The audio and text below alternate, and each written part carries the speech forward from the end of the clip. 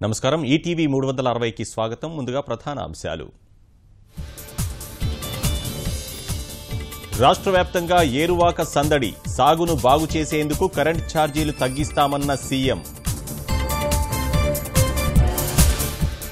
అనీషా వలలో ఇద్దరు విద్యుత్ శాఖ ఉద్యోగులు 9 లక్షలు లంచం తీసుకుంటూ దొరికిన విశాఖ సిబ్బంది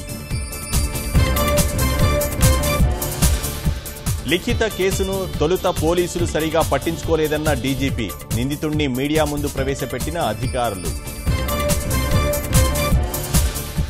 ఈ ఏడాది సమృద్ధిగా వర్షాలు రైతులకు మెరుగైన సలహాలు ఇస్తామన్న ఐఎండీ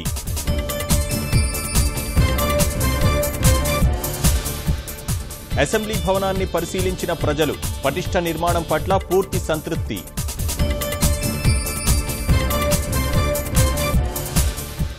జీఎస్టీ అమలుకు వడివడి అడుగులు పారిశ్రామిక ఇబ్బందులపై చర్చకు 18 బృందాలు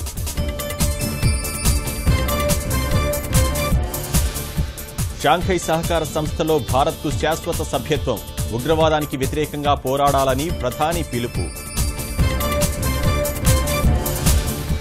జమ్మూ కశ్మీర్ ఉరి సెక్టార్లో మరో చొరబాటు యత్నం భగ్నం